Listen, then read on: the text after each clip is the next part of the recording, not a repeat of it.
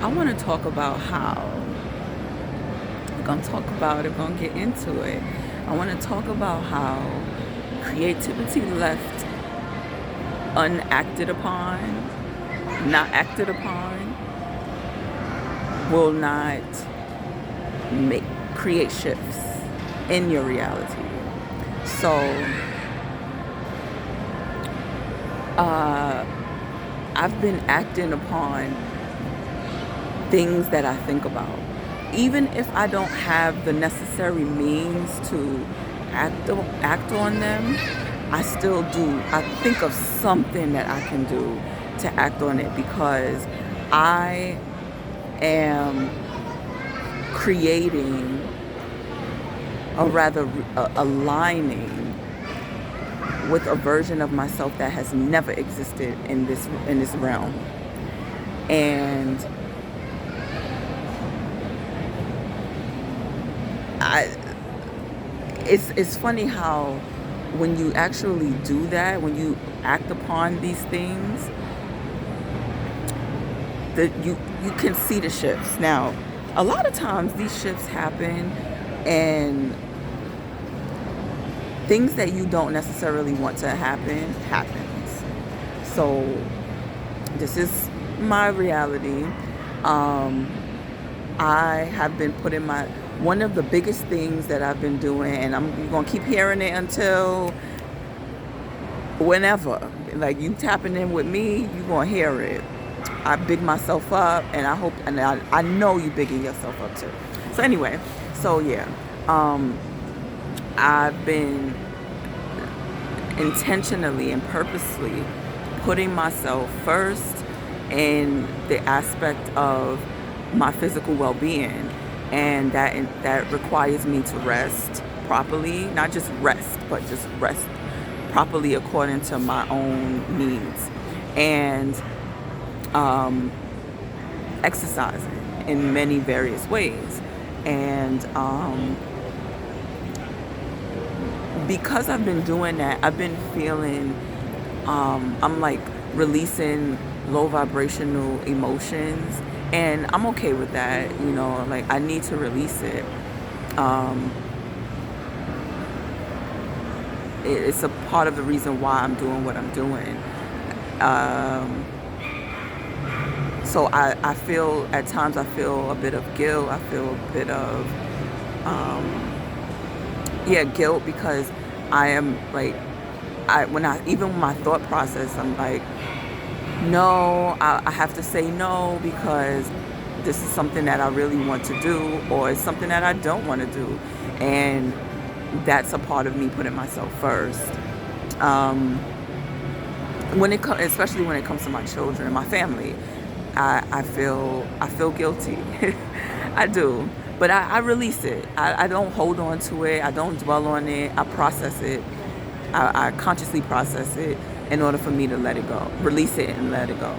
And that's been working. So with that being said, the things that are happening, it's like today, I'm going to use today as an example.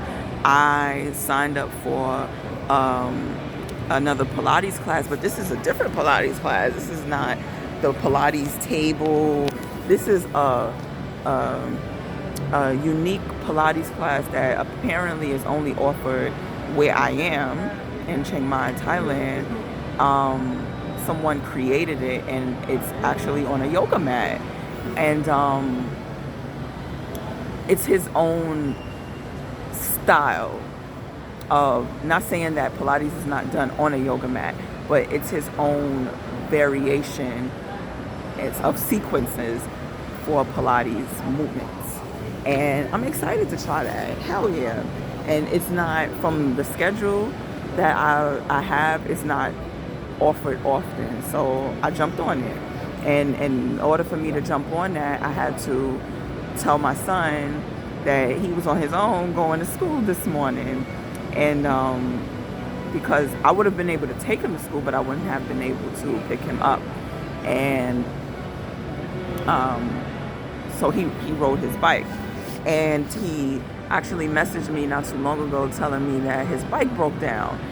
And I I wasn't surprised. He wasn't surprised because it actually has been a little bit finicky lately. However, um, I didn't like, it was just a whatever. Like, I'm literally on my way to my class, and I was like, well, what time are you going to be finished with basketball? Bet I'll send you a Grab. The taxi service is, of course, not Uber, it's Grab. I'll send you a Grab, and I'll see you when I get home. Like, so I say all of that to say is that things start happening when you are taking action on the creativity that is in your mind in order for the shifts to occur. And the shifts can be things that you don't necessarily want to happen. And those shifts actually happen to see, it's like a test, so to speak, to see if you're going to allow the emotions that the shifts trigger within you to be like, you know what, I'm gonna start, like, I already made a plan. Like, when I set my classes, if it has nothing to do with health, if my family is okay, I am not canceling my classes for anything. I'm not doing it. I programmed my mind. I am not doing it. I am going to show, it's a part of me showing up for myself. So I am going to attend my classes accordingly. So it's a test to see if I'm going to renege on what I set intentions on doing and having for myself. So yeah, I finally get it. Like, it was like a aha moment for me, and it actually makes me happy because I was literally in the process of getting out of bed from resting before the class and getting ready to go. And even before I got up, it started pouring. And that's another reason, usually people, when it rains, I drive a motorbike. So when it rains, a lot of people don't want to drive, like, it can be pretty unsafe, and they wait until the rain passes. But I was like there wasn't a thought in my mind that I wasn't coming to this class. Rain, what's that saying in the States? Rain, sleet, snow, hail, like the postman. Yes, I'm showing up for myself just like that. I am showing up for myself like the government. Like the government owe me, So yeah, that happened, and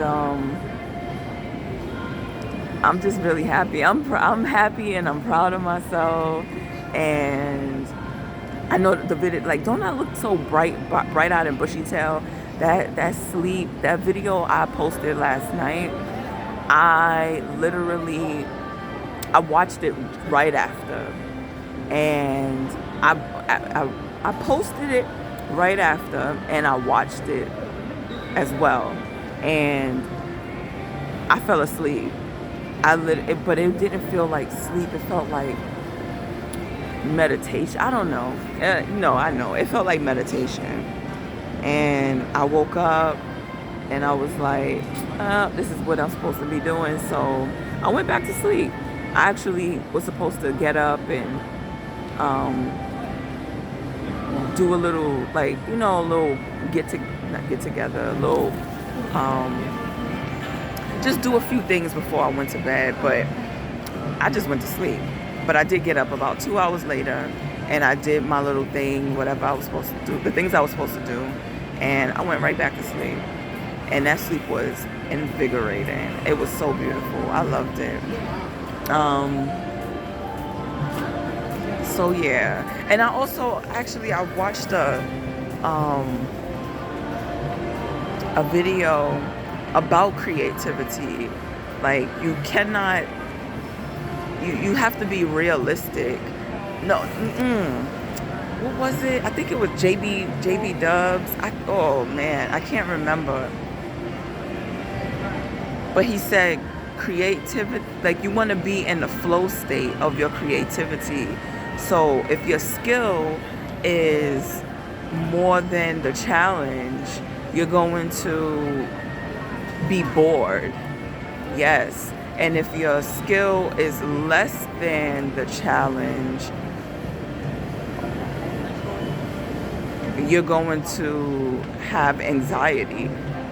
And you don't want either or, you know. I mean, you can learn from both, yes, but you don't want either or. You actually want a flow state. I forget what the saying is for the flow state, but you definitely have to put action into it. So if it's 10 seconds a day, where it was something like your skill have to be less. No, that doesn't make sense. My hair is so soft from the steam, baby. Oh my gosh. But like putting in 10 seconds of whatever it is that you say you wanted to do actually supplies that part of your brain with the necessary energy in order for you to keep going. You don't have to do 40 minutes. You don't have to do like an extreme amount, even 1 minute. Sometimes 1 minute is too much for somebody. It is what it is. Like, we're going to be realistic. You know how it feels when you really want to do something, but you just can't get yourself to do it. 10 seconds. And he actually did it in his video. He's like, breathe with me for 10 seconds. And because he just said 10 seconds and he did it, and I did it with him actually, he added on another round of breath work. Like that, it starts small, but people don't want to start small because they don't feel like they're making progress. You have to start small in order to practice long-term gratification, in order to reward yourself with long-term gratification. Yes, like you want the results right away, which that's what he also was talking about in the video. Like you have to get rid of your ego. That's your ego. Your ego want you to feel good about what it is that you do. You have to you're the one who tells yourself that you feel good because you did 10 seconds of anything that it is that you want to do. Nobody else. You don't need outside validation. It's only you. But you don't believe yourself. You don't in some aspects you don't really believe in yourself. You don't believe in yourself and don't believe yourself. And probably be gaslighting yourself.